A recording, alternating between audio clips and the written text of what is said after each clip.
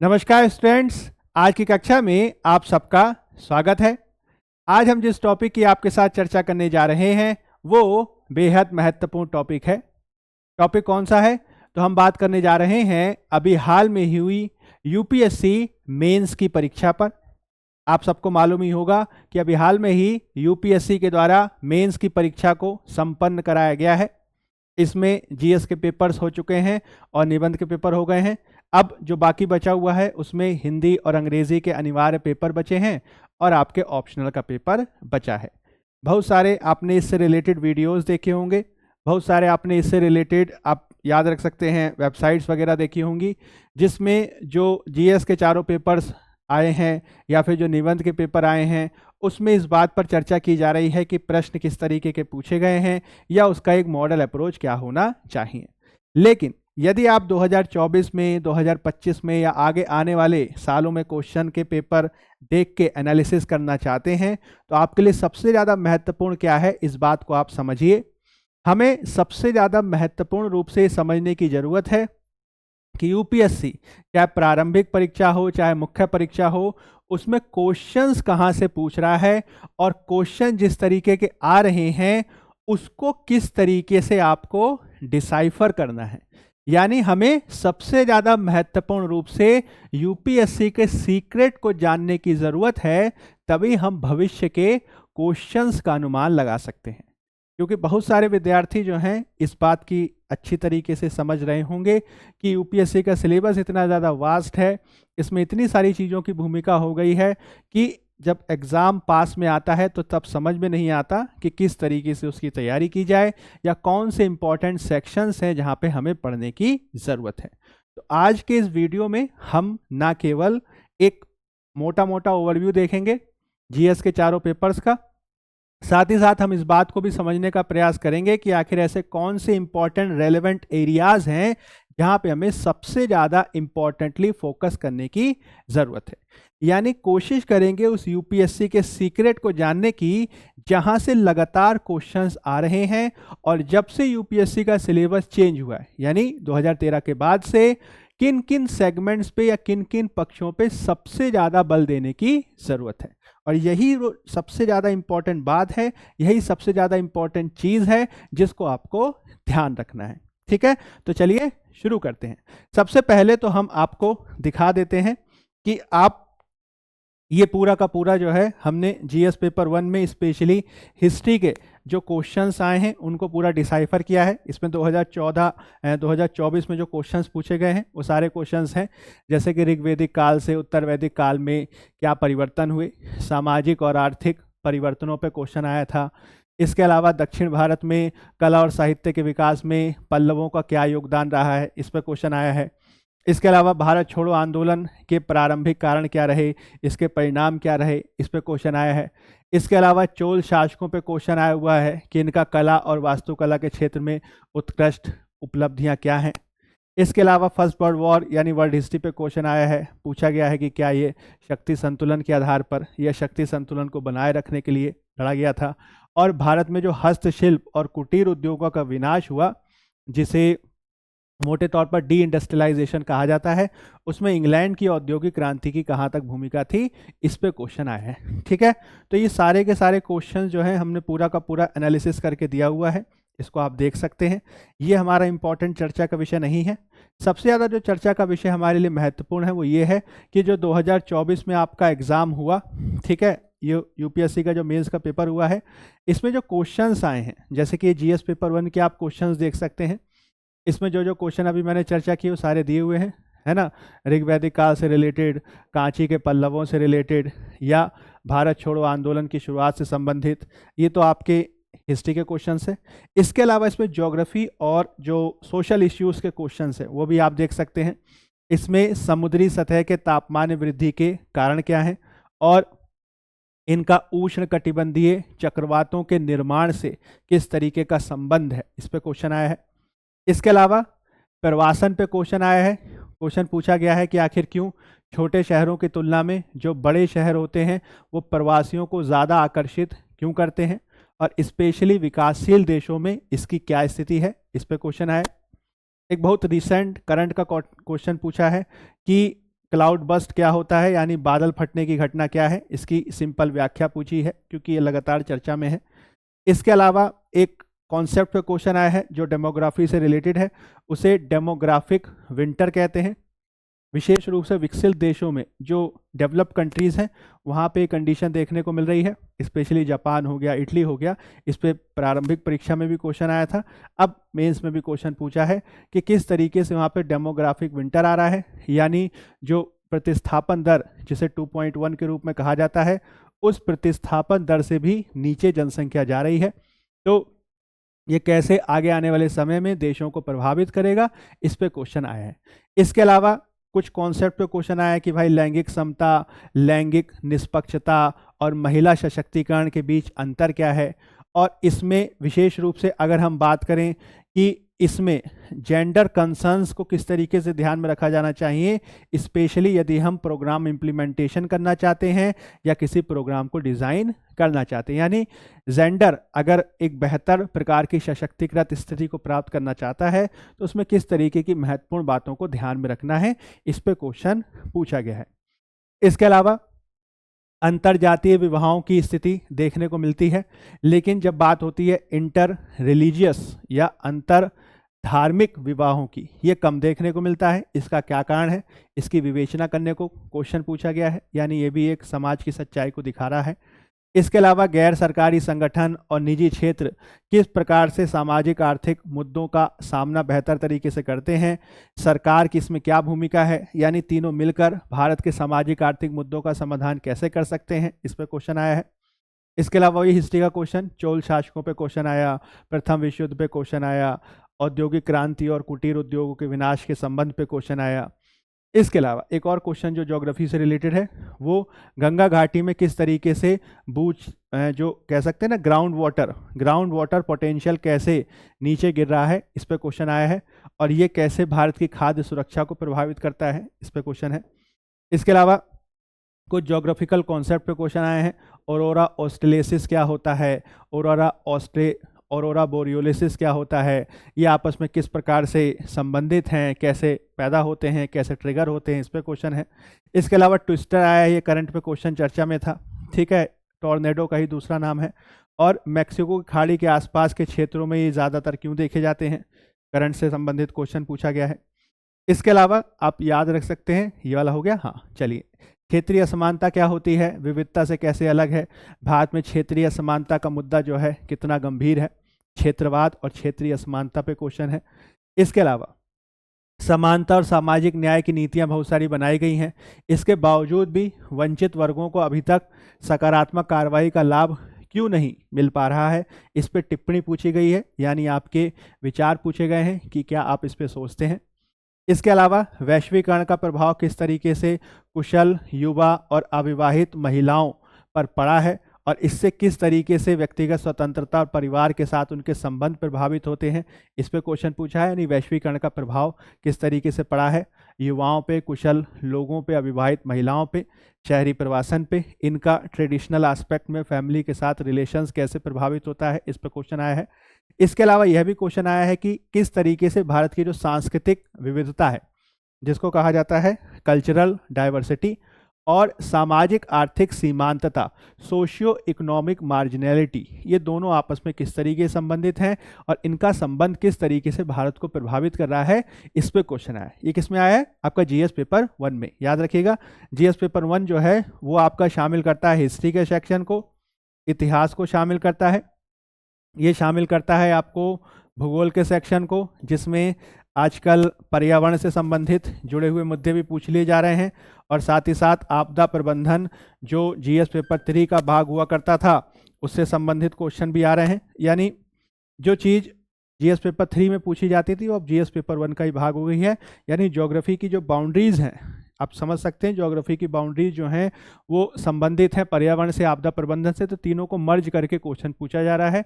ये काफ़ी important area है, ये आप ध्यान रखिएगा। इसके अलावा सामाजिक मुद्दे, सोशल इशू।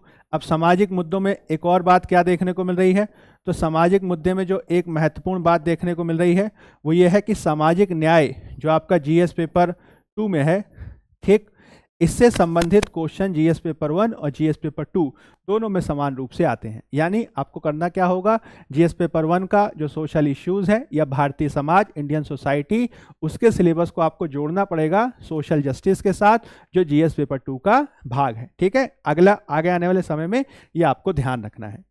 इसके अलावा अगर हम जीएस पेपर 2 के क्वेश्चंस देखें, उसके भी थोड़ा क्वेश्चन मैं आपको दिखा देता हूं। ये आपका 21 तारीख को पेपर हुआ था। अब देखिए, इसमें एक टॉपिक जो पूछा गया है, वन नेशन वन इलेक्शन। अभी हाल में ही जो है, आप याद रखिएगा, अभी हाल में ही कैबिनेट ने इसको मंजूरी दी है। और साइमल्टेनियस इलेक्शन जिसे कहते हैं, एक साथ होने वाले चुनाव, या वन नेशन वन इलेक्शन, ये कई लंबे समय से चर्चा में है। हमारे पूर्व राष्ट्रपति जी की अध्यक्षता में, रामनाथ कोविंद जी की अध्यक्षता में एक कमेटी बनी थी, उसने अपनी रिकमेंडेशन दी, ठीक है, उसको कैबिनेट को दिया गया और अभी हाल में ही कैबिनेट ने इसको एक्सेप्ट कर लिया है। तो ये वाला टॉपिक तो चर्चा में है ही, ठीक। लेकिन इसमें जो क्वेश्चन पूछा गया है वो पूछा गया है इस विशेष संदर्भ में, यानी वन नेशन वन इलेक्शन को ध्यान में रखते हुए आप हमें ये बता दीजिए कि भारत में किस तरीके से चुनाव सुधारों की आवश्यकता है। ठीक है, इलेक्शंस में कैसे रिफॉर्म्स होने चाहिए, क्योंकि वन नेशन वन इलेक्शन को लेकर कई सारी चिंताएं भी जाहिर की गई हैं। और आप ध्यान रखिएगा, अभी मैं आपको थोड़ी देर बाद ही बताऊंगा कि किस तरीके से टॉपिक लगातार यूपीएससी के द्वारा पूछा जा रहा है और इसका आपको एनालिसिस करना है कि किस तरीके से यहीं पे जो है यूपीएससी की छुपी हुई है। ठीक है, पहला क्वेश्चन ये है। इसके अलावा याद रखेंगे भाई, ये जिसको ऑल्टरनेटिव डिस्प्यूट रेजोल्यूशन कहते हैं, ठीक है, वैकल्पिक विवाद निस्तारण तंत्र, जिस पे भारत सरकार काफ़ी बल दे रही है। तो इसमें लोक अदालतों की भूमिका होती है, मध्यस्थता अधिकरणों की भूमिका होती है, ये क्या होते हैं, ठीक, इनमें अंतर किस प्रकार का है, इस पे क्वेश्चन आया है। और यह भी क्वेश्चन पूछा है, टेक्निकल क्वेश्चन है, कि ये बताइए कि क्या दीवानी और आपराधिक दोनों प्रकार के मामले देख सकते हैं कि नहीं देख सकते, व्हाट आर द डिफरेंसेस, इस पे क्वेश्चन आया है। इसके अलावा कैबिनेट प्रणाली और किस तरीके से भारत में यह संसदीय सर्वोच्चता के सिद्धांत से संबंधित है। क्या हाल के समय में जिस तरीके से कैबिनेट प्रणाली का विकास हो रहा है, कैबिनेट प्रणाली विकसित हो रही है, वह किस तरीके से संसदीय सर्वोच्चता के सिद्धांत को हाशिए पे लेके जा रही है, दोनों के बीच अंतर और दोनों के बीच संबंधों पे क्वेश्चन आया है। बड़ा अच्छा क्वेश्चन है, ठीक।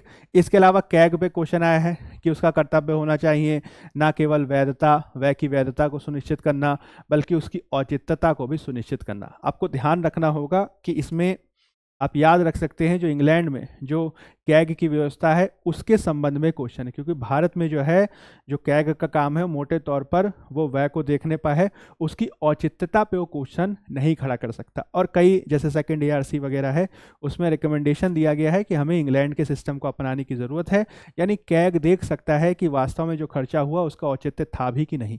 फिलहाल भारत में ये कंडीशन नहीं है, तो इसी पे क्वेश्चन पूछा है कि क्या ऐसा होना चाहिए, टिप्पणी करने को कहा गया है, आपके खुद के विचार देने को कहा गया है, ठीक। इसके अलावा अगर हम सुशासन देना चाहते हैं स्थानीय स्तर पर, तो इसमें स्थानीय निकायों की भूमिका क्या है, इस पे क्वेश्चन पूछा गया है। और किस तरीके से ग्रामीण स्थानीय निकाय और शहरी स्थानीय निकायों को अगर आपस में विलय कर दिया जाए तो इनके फायदे और नुकसान क्या हो सकते हैं।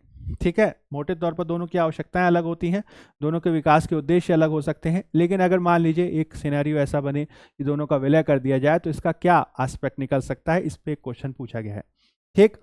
इसके अलावा जो सार्वजनिक चैरिटेबल ट्रस्ट हैं उन पे क्वेश्चन आया है कि ये किस तरीके से भारत के विकास को अधिक समावेशी बना सकते हैं, ठीक।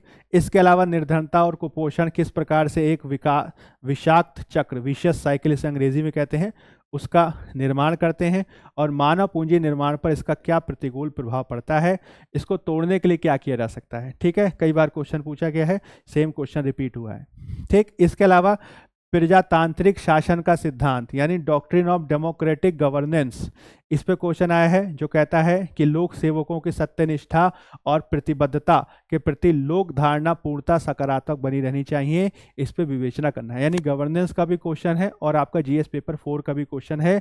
यानी इसमें अगर सिंपल मैं कहूँ तो केवल लोक सेवकों को ईमानदार बने नहीं रहना है, बल्कि दिखना भी चाहिए, लोगों के परसेप्शन में धारणा जानी चाहिए, मतलब लोगों को दिखना भी चाहिए कि वास्तव में ईमानदार है। ठीक है, कहने से कुछ नहीं होगा, लोगों के मन में बात धारणा होनी चाहिए, क्योंकि सामान्य तौर पर ये देखा जाता है कि लोक सेवकों को लेकर लोगों के मन में धारणा ये है कि इनका जो चरित्र है वो भ्रष्ट प्रकार का है और इसी वजह से वो भारत की लोक सेवा पर बहुत ज़्यादा भरोसा नहीं कर पाते हैं। ठीक है, भारत में भ्रष्टाचार उन्मूलन की दिशा में एक बहुत बड़ी चुनौती है जिसको ध्यान रखते हुए एक क्वेश्चन पूछा गया है। ठीक, इसके अलावा ये आपका आईआर से संबंधित क्वेश्चन है। बहुत लंबे समय से ये कॉन्सेप्ट चर्चा में है कि किस तरीके से स्पेशली कोरोना के समय देखा गया कि चाइना पर जो है दुनिया के लोगों की निर्भरता थी, दुनिया के देशों की निर्भरता थी, और जब वहाँ पे लॉकडाउन लगे तो पूरे देशों की जो आप कह सकते हैं अंतर्राष्ट्रीय स्तर पर जो सप्लाई चेन है, ठीक है, आपूर्ति श्रृंखला है, वो प्रभावित हुई। और इसी बात को ध्यान में रखते हुए भारत जो है एक लोकप्रिय डेस्टिनेशन के रूप में उभरा है और भारत किस तरीके से एक अंतर्राष्ट्रीय, उसे कहते हैं ना, सप्लाई चेन मैनेजमेंट का भाग कैसे बन सकता है, इस पे क्वेश्चन आया। बहुत लंबे समय से कॉन्सेप्ट चर्चा में है, ठीक है, जिसमें भारत, जापान, अमेरिका, आपने सुना भी होगा, SCRI पे काम कर रहे हैं। ठीक, सप्लाई चेन रेजोल्यूशन इनिशिएटिव, इस तरीके का सुना होगा आपने। यही क्वेश्चन आया कि पश्चिम जो है, वेस्ट जो है, भारत को कैसे देख रहा है, तो चीन की आपूर्ति श्रृंखला पर निर्भरता कम करने के लिए एक विकल्प के रूप में देख रहा है। और इससे होगा क्या कि चीन का जो प्रभुत्व है इसका मुकाबला किया जा सकता है और भारत इसमें एक रणनीतिक सहयोगी के रूप में बढ़ावा दे सकता है। हाल के समय में किस प्रकार के उदाहरण इसमें देखे गए हैं, ठीक है, तो जो एग्जाम्पल्स हैं, जैसे कि मैंने अभी आपको बताया, एशिया अफ्रीका ग्रोथ कॉरिडोर है, सप्लाई चेन रेजोल्यूशन इनिशिएटिव है, SCRI है, ठीक, सप्लाई चेन रेजिलियंस इनिशिएटिव है, ठीक है, भारत है, जापान है, अमेरिका है। इसके अलावा क्वाड का भी इसमें एग्जाम्पल दिया सकता है। भारत ने किस तरीके से विनिर्माण को बढ़ावा देने के लिए मेक इन इंडिया की पहल की है, अमेरिका के साथ सहयोग किया है, दूसरे उभरते हुए देशों के साथ सहयोग किया है, ये सारे एग्जाम्पल्स इसमें आएंगे। ठीक, इसके अलावा सेंट्रल अफ्रीकन रिपब्लिक्स यानी मध्य एशियाई गणराज्य जो 5 तान कहलाते हैं, 5 तान्स, उनके साथ हमारे संबंध कैसे हैं, ये भारत के साथ लगातार संबंध विकसित हो रहे हैं, क्या वो राजनीतिक हो, आर्थिक हो, रणनीतिक हो, इनका आलोचनात्मक विश्लेषण करना है, यानी कुछ सीमाएं भी बतानी है और किस तरीके से इनका महत्व बढ़ता जा रहा है, स्पेशली जो क्रिटिकल मिनरल्स हैं, है ना, जो तेल और गैस की आपूर्ति है, उसमें भारत जो है काफ़ी महत्वपूर्ण तरीके से इनको देख रहा है और बहुत सारे जो है हमने इसमें कार्य किए हैं। ठीक, इस पर क्वेश्चन आया है।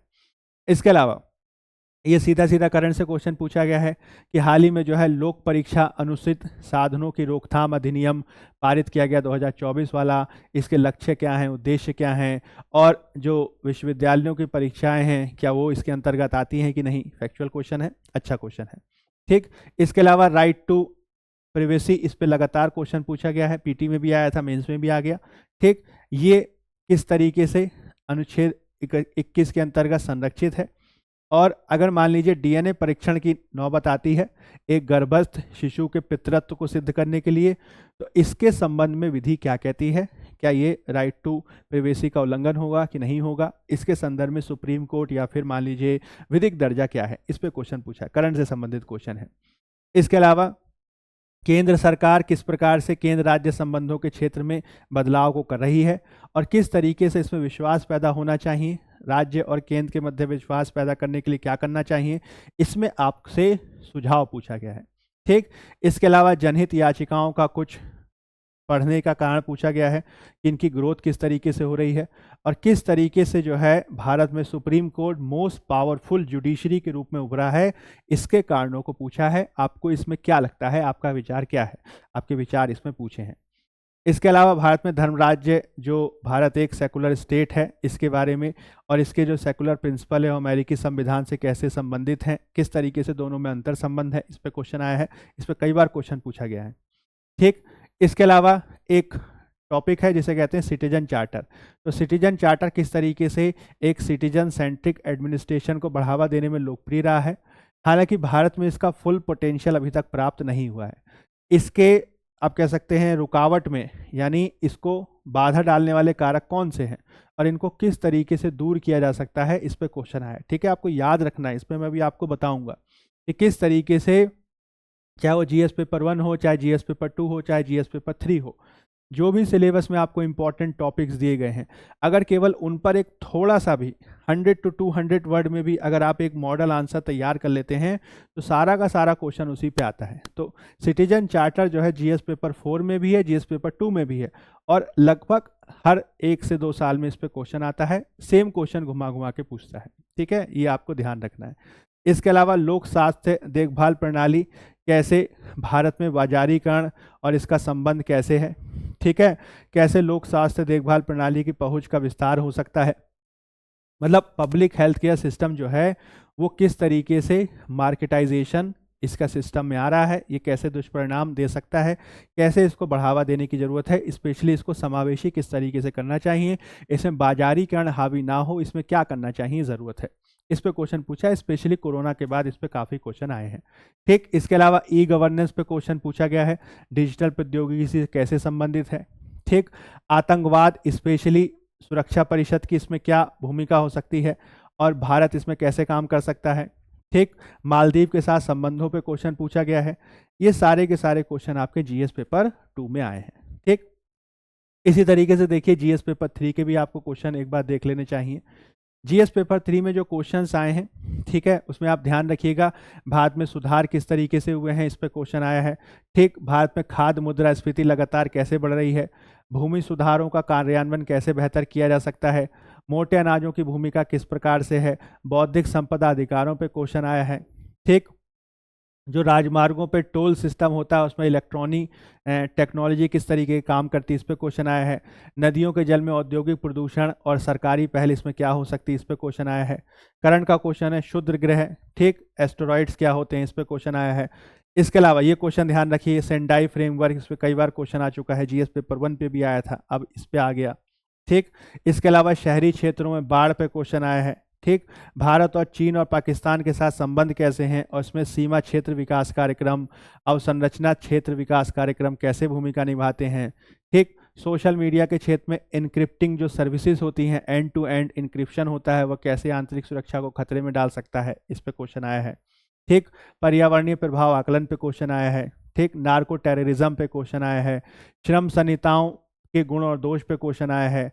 क्षेत्रीय वायु कनेक्टिविटी के विस्तार और उड़ान योजना पे क्वेश्चन आया है। भारतीय सिंचाई प्रणाली की चुनौतियों पे क्वेश्चन आया है।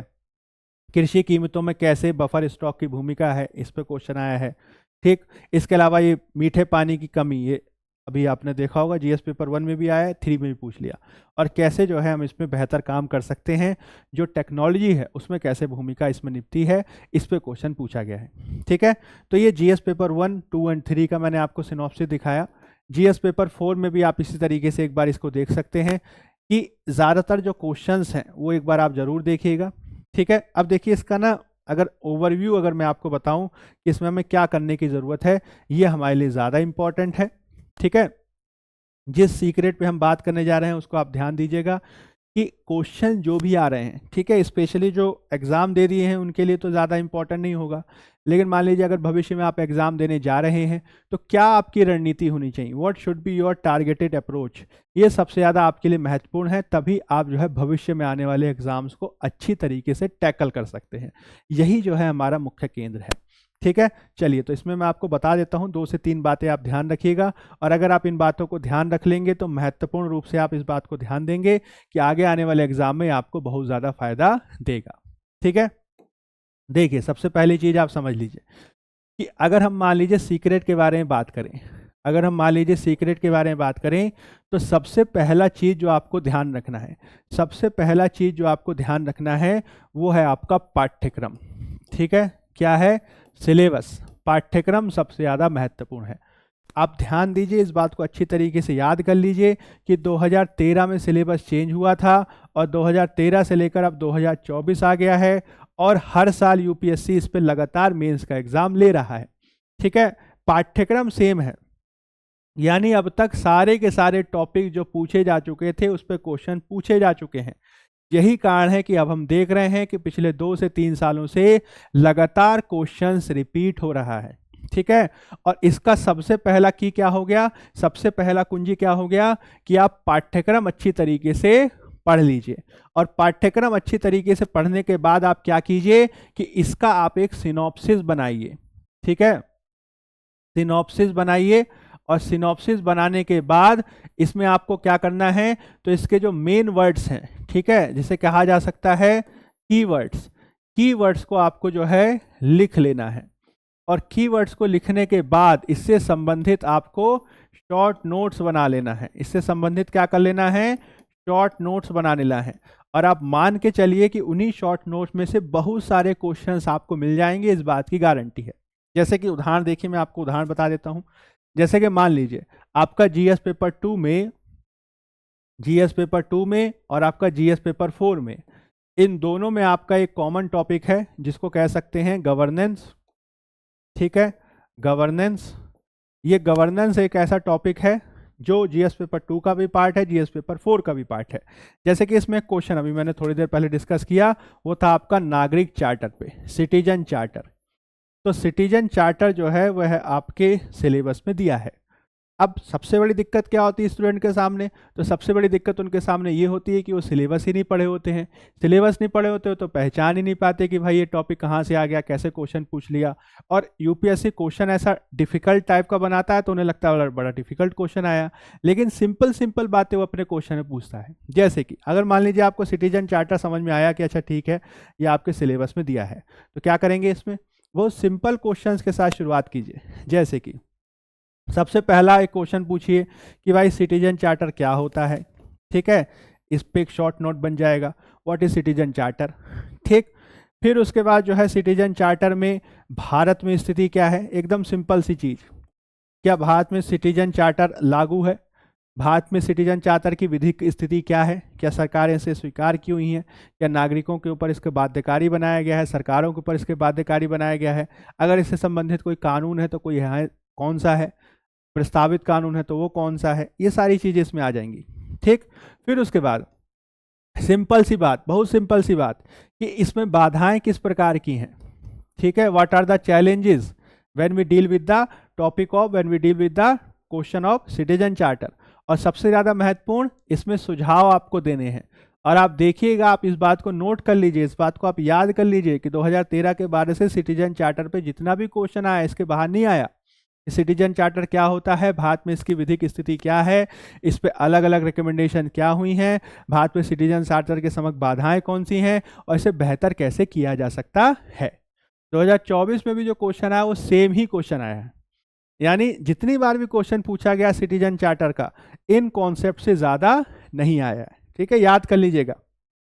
आपको करना क्या है, सबसे पहला सीक्रेट क्या है कि पाठ्यक्रम को आप अच्छी तरीके से याद कर लीजिए, उसका सिनॉप्सिस बना लीजिए, कीवर्ड को लिख लीजिए और उनका शॉर्ट नोट्स बना लीजिए। इसमें आप कुछ WH वर्ड्स को इंक्लूड कर लीजिए और आपका जो है शॉर्ट नोट तैयार हो जाएगा।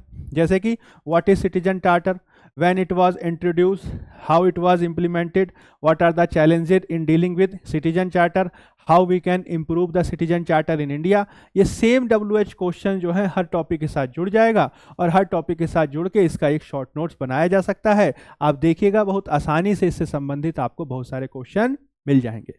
तो पहला सीक्रेट क्या है, तो पहला सीक्रेट है आपका सिलेबस का बहुत अच्छी तरीके से एनालिसिस करना। अब दूसरे टॉपिक के बारे में ध्यान दे दीजिए कि दूसरा जो इसमें इंपॉर्टेंट चीज़ है जो आपको आगे आने वाले सालों में सबसे ज़्यादा मदद करेगा वो कौन सा है, तो आप ध्यान दे दीजिए, आप ध्यान रखिएगा, वह है आपका अच्छी तरीके से याद कर लीजिए, वो है आपका PYQs। ठीक है, PYQs कौन से वाले, तो हम बात कर रहे हैं मेंस के PYQs के बारे में।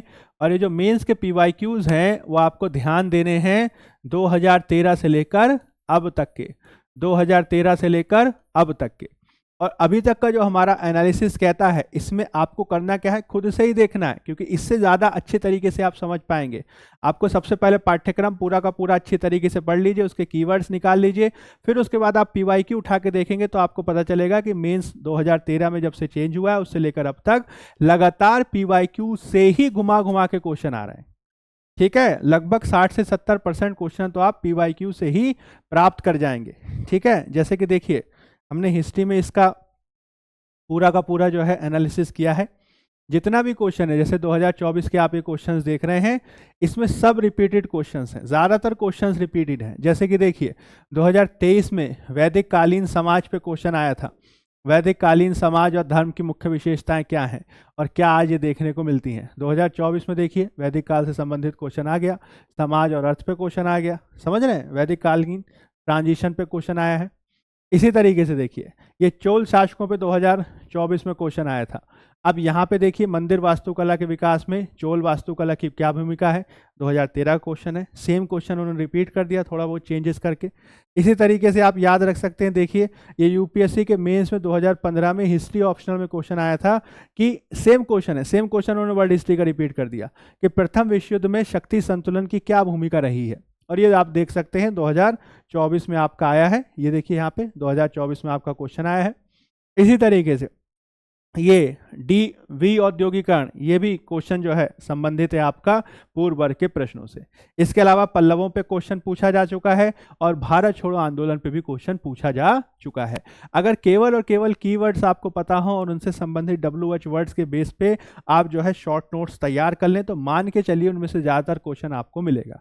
लेकिन हम करते क्या है, हमें पता नहीं होता इसके बारे में और हम जो है इधर उधर घूमते रहते हैं और ये हमें आगे चलकर समस्याएं दे देता है। तो दूसरा चीज़ क्या ध्यान रखना है, दूसरा चीज ध्यान रखना है कि PYQs अच्छी तरीके से करिए, मेंस के क्वेश्चंस, और इसको आप लिखिए, ठीक है, इसको लिखना है, ठीक, इसकी बार बार प्रैक्टिस करनी है, लिखना है, इसकी बार बार प्रैक्टिस करनी है, लिखना है और इसकी बार बार प्रैक्टिस करनी है। जितनी बार आप इसे लिखने की प्रैक्टिस करेंगे उतना ही ज़्यादा ये चीज़ें आपको याद होंगी और वही जो है आपको काम आएंगी जब आप फाइनल एग्जाम दे रहे होंगे। ठीक है, तो पहला सीक्रेट पाठ्यक्रम, दूसरा सीक्रेट PYQ। चलिए अब तीसरे वाले सीक्रेट पे आ जाते हैं। तीसरा वाला जो सीक्रेट है उनमें से आपको काफ़ी लोगों को पता भी होगा, ठीक है, और उस पर हम बल भी आपको देंगे। और ये आपका तीसरा सीक्रेट है, वो है आपका करंट अफेयर्स। ठीक है, तीसरा सीक्रेट कौन सा है, तो वो आपका है करंट अफेयर्स। करंट अफेयर्स भी आपको बहुत ज़्यादा पीछे जाकर पढ़ने की ज़रूरत नहीं है। अगर आप ऊपर के दोनों पे बल दे रहे हैं तो कई साल का करंट अफेयर्स तो आपका प्रीवियस ईयर क्वेश्चन से ही हो जाएगा। बाकी आपको करंट अफेयर्स देना है वो लगभग 1.5 साल का। ठीक है, लगभग 1.5 साल का, ठीक, लगभग 1.5 साल का। इसमें से ज़्यादातर करंट अफेयर तो जब हम पीटी की तैयारी करते हैं तभी हमारा कवर हो जाता है। उसमें क्या कीजिए, आपकी पीटी और मेंस दोनों को इंटीग्रेट कर लीजिए। जो भाई पीटी में आपको टॉपिक पूछे गए हैं वही सेम टॉपिक आपके रिपीट हो सकते हैं मेंस में। आप देखिएगा कि आपका जो अभी जो पीटी का एग्जाम हुआ था यूपीएससी वाला, उसमें बहुत सारे क्वेश्चंस ऐसे बन गए जो मेंस में बन गए। ठीक है, तो दोनों को इंटीग्रेट करके पढ़िएगा तो आपको बहुत ज़्यादा ये लाभ करेगा। ठीक, यानी अगर मान लीजिए मैं इसी के बेस पे एक ट्राइंगल बनाऊं, ठीक है, अगर इसी के बेस पे मैं एक ट्राइंगल बनाऊं तो आप पाएंगे कि यही जो है वो आपका सीक्रेट का ट्राइंगल है। ठीक है, वही आपका जो है एक सफलता का ट्राइंगल है। ठीक है, इसे कह सकते हैं सफलता का त्रिकोण। ठीक है, यह आपका क्या है, तो यह है आपका सफलता का त्रिकोण और ये आपको जो है सफलता दिलाएगा सारे एग्जाम्स में। सफलता का त्रिकोण क्या है, अच्छी तरीके से ध्यान रख लीजिए, वो है आपका सबसे पहला पाठ्यक्रम, ठीक, दूसरा है आपका पूर्व वर्ष प्रश्न, पूर्व वर्ष प्रश्न, ठीक, पूर्व वर्ष प्रश्न, और तीसरा है आपका करंट अफेयर्स। ठीक है, तीसरा है आपका करंट अफेयर्स। अगर आपने इन 3 चीज़ों पे काम कर लिया, ठीक है, आपको इधर उधर नहीं भटकना है, केवल 3 चीज़ों पे काम कर लेना है। अगर आपने 3 चीज़ों पे काम कर लिया तो मान के चलिए कि सफलता आपसे दूर नहीं होगी और बहुत आराम से, बहुत मतलब मेहनत तो करनी ही पड़ेगी, बहुत आराम से, मतलब बिना किसी बाधा के आप जो है मुख्य परीक्षा पास कर पाएंगे। ठीक है, अब आपकी सफलता को बेहतर करने के लिए हमने ये क्वेश्चन जितने भी यहाँ पे डाल रखे हैं सबका मॉडल उत्तर आपको दे रखा है ताकि आप उसको पढ़ सकें, आप उसका अच्छी तरीके से तैयारी कर सकें। देखिए, जैसे कि ऋग्वैदिक काल से संबंधित क्वेश्चन का मॉडल आंसर दे दिया है कि किस तरीके से परिवर्तन हुआ था, ठीक, पूर्व वैदिक काल, उत्तर वैदिक काल में। ठीक है, शिक्षा कैसी थी, अर्थव्यवस्था, व्यापार वाणिज्य, संपत्ति का अवधारणा, शिल्प प्रौद्योगिकी, निष्कर्ष कैसे लिखना, सारी बात इसमें दी है। ठीक, अब देखिए भविष्य में अगर इससे संबंधित क्वेश्चन पूछा गया है तो उसके लिए भी सारे पॉइंट्स दिए गए हैं। अगर मान लीजिए भविष्य में जो है आपसे राजनीति पे क्वेश्चन पूछ लिया जाए कि भाई राजनीतिक कंडीशन क्या थी, तो सारे पॉइंट्स इसमें दिए हैं। वैदिक काल से उत्तर वैदिक काल में संक्रमण कैसे हुआ, ठीक है, पूरा राजनीतिक के सारे पॉइंट्स दिए हुए हैं। ठीक है, 5 से ज़्यादा पॉइंट्स हैं। इसी तरीके से आर्थिक में कैसे परिवर्तन देखने को मिलता है, इसके सारे पॉइंट्स दिए हुए हैं। ठीक है, बस आपको इसको एक बार पढ़ लेना है, सारा आपका क्वेश्चन बनेगा इसमें। ठीक है, आर्थिक में बहुत सारे पॉइंट्स दिए हैं, 5 से ज़्यादा पॉइंट्स हैं। ठीक है, 6 पॉइंट्स तक आपको दिए हैं। इसी तरीके से सामाजिक, तो इसमें सामाजिक में सारे पॉइंट्स दिए हैं, ठीक है, 5 पॉइंट दिए हैं, 6 पॉइंट दिए हैं, ठीक। इसी तरीके से धार्मिक में आपको सारा पॉइंट दिया हुआ है कि धार्मिक स्थिति क्या थी वैदिक काल में, उत्तर वैदिक काल में, ठीक। धार्मिक स्थिति पे सारा दिया हुआ है, ठीक। इसमें भी सारा पॉइंट दिया है, सारा का सारा चीज़ आपको दिया है जो आपको आगे आने वाले एग्जाम्स में हेल्प करेगा, ठीक। इसके अलावा ये क्वेश्चन देखिए, मैंने अभी थोड़ी देर पहले बताया ना रिपीटेड क्वेश्चन है, तो 2023 के आईएएस मेंस में इसी से संबंधित क्वेश्चन आया था, 2024 में सेम क्वेश्चन थोड़ा सा घुमा के पूछ लिया। तो देखिए सारा पॉइंट्स इसमें आपको दिया हुआ है कि वैदिक कालीन धर्म और समाज की मुख्य विशेषताएं क्या थीं, और स्पेशली आज हमें इनका मूल रूप यानी आज किस तरीके से इनकी भूमिका देखने को मिलती है, ठीक है। कंटिन्यूटी का फैक्टर क्या है, आपको मैं बता दूं 2013 या 2014 में, ठीक है, शायद 2013 में ही इंडस वैली सिविलाइजेशन पे सेम क्वेश्चन आया था। क्वेश्चन पूछ लिया था कि आप हमें ये बता दीजिए कि इंडस वैली सिविलाइजेशन का जो नगरीय स्वरूप है वो किस तरीके से आज के नगरीय जो आप कह सकते हैं नियोजन है उसको कैसे इनपुट देता है।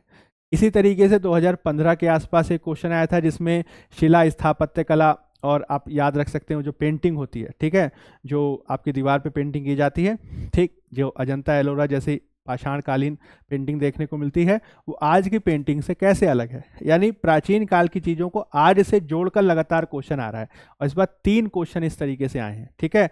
इंडस वैली पे आया, वैदिक काल पे आया और आपकी पेंटिंग पे आया। तो आगे भी इस तरीके के क्वेश्चन आ सकते हैं, आप ध्यान रखिएगा, ठीक। ये सारी बात हमने आपको डिस्कस कर दी है।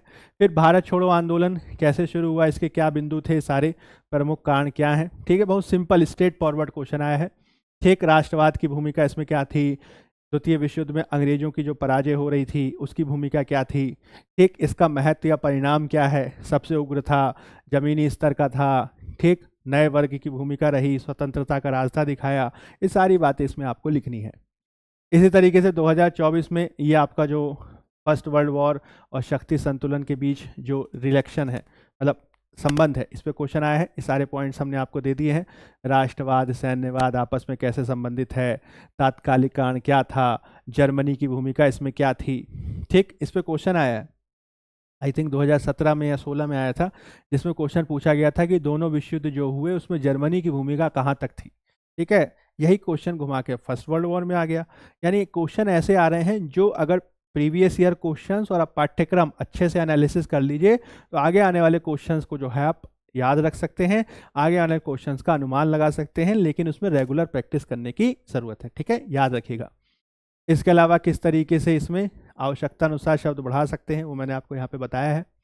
इसके अलावा हस्तशिल्प, कुटीर उद्योग, पतन और औद्योगिक क्रांति, औद्योगिक क्रांति पे इससे पहले भी क्वेश्चन आ चुका है, ठीक। तो सामानों का आयात हो रहा था, व्यापार मार्गों का विघटन हो गया, ठीक। जो ब्रिटिश टैरिफ पॉलिसी है वो भारत के पक्ष में नहीं है, ठीक है। कच्चे माल का निष्कर्षण भारत के पक्ष में नहीं हो रहा था, कंपनी का एक अधिकार था उससे भारत को दिक्कत हो रही थी, और इसी वजह से जो है हमारे यहाँ डी इंडस्ट्रियलाइजेशन देखा गया। इसको 20वीं सेंचुरी में एक्नॉलेज भी किया गया, और भारत ने जो स्वदेशी बहिष्कार या गांधी जी की जो चरखे की अपील थी वो कहीं ना कहीं इसी डी इंडस्ट्रियलाइजेशन के मुद्दे को आप कह सकते हैं एड्रेस कर रही थी। ये चीज़ भी इसमें आपको लिखने की ज़रूरत है अगर आपके पास शब्द हैं, ठीक है। सारी बातें मैंने यहाँ पे लिख दी हैं, ठीक। ये सब बातें इसमें लिखी हैं, कैसे इस पे काम किया था आप पढ़ सकते हैं, इसको निष्कर्ष भी दिया हुआ है, सारी बातें इसमें शामिल हैं, ठीक। ऐसे ही चोल शासकों का योगदान कला में क्या है, तो कांस्य मूर्तियों में नटराज हो गया, नटराज पे 2013 में भी क्वेश्चन आया था, ठीक। भक्ति का प्रभाव क्या है, मंदिर मूर्ति कला, द्रविड़ वास्तुकला के विकास में भूमिका, ठीक। इसके अलावा परिसर का जो डिज़ाइन होता था वो कल्चरल एस्पेक्ट के लिए था, वास्तुकला में इन्होंने नवाचार किए, ठीक है। बहुत सारे आप कह सकते हैं सिंचाई के साधनों का विकास किया, ये सारी चीज़ें यहाँ पे दी हुई हैं, ठीक। सेम बात जो है कांची के पल्लवों के बारे में दिया हुआ है कि किस तरीके से उन्होंने योगदान दिया द्रविड़ वास्तुकला में, गोपुरम के निर्माण में, कल्चरल आदान प्रदान में, साहित्य में, ठीक। संस्कृत साहित्य हो गया, तेलुगु साहित्य हो गया, भक्ति आंदोलन, तमिल साहित्य वगैरह हो गया, सबके विकास में इनकी भूमिका देखने को मिलती है, ठीक है। तो देख रहे हैं आप, हमने जो डिस्कस किया आपके लिए सबसे ज़्यादा इंपॉर्टेंट बात क्या है, आप ध्यान रखिएगा। जब भी आपको एग्ज़ाम देना हो तो सबसे पहले जो आपका एनालिसिस होना चाहिए वो ये होना चाहिए कि भाई यूपीएससी क्वेश्चन कहाँ से पूछ रहा है, और क्वेश्चन जो आ रहे हैं उसके आधार पर भविष्य में हमारी दिशा क्या होनी चाहिए। यानी आपका मुख्य टारगेट ये नहीं होना चाहिए कि भाई क्वेश्चंस आ गए तो उनका आंसर निकाल लिया जाए और आंसर्स के वीडियो देख लिए जाए, एक मॉडल आंसर तैयार कर लिया जाए। बहुत सारे इंस्टीट्यूशंस जो हैं, बहुत सारे ऑनलाइन क्लासेस आपको ये सब चीज़ें दे रहे हैं। लेकिन सबसे ज़्यादा इम्पॉर्टेंट बात यह है कि क्वेश्चंस कहाँ से आ रहे हैं, उसका एनालिसिस ऐसा होना चाहिए कि भविष्य के क्वेश्चंस की आप पहचान कर पाने में सक्षम हो। खुद में भरोसा होना चाहिए कि जो पढ़ रहे हैं वहाँ से क्वेश्चंस आएगा। यही आपका यूपीएससी का सीक्रेट है। ठीक है, कहाँ से आ रहे हैं प्रश्न, इसका सफलता का त्रिकोण हमने बताया। और इस त्रिकोण पे यदि आप काम करेंगे लगातार, तो मान के चलिए, विश्वास रखिए कि आगे आने वाले जो भी एग्ज़ाम आप फॉलो करेंगे, आगे आने वाले जो भी एग्ज़ाम आप फेस करेंगे, उसमें निश्चित तौर पे सफलता हासिल करेंगे। और इसमें हमारी जो ज्ञानपुर क्लासेस है वो लगातार आपके साथ है। लगातार हमें जो है आपके साथ, आप हमारे साथ जुड़े रहिएगा, आपको बहुत ही इसमें फ़ायदा होगा। तो आज की क्लास में फ़िलहाल इतना ही। धन्यवाद।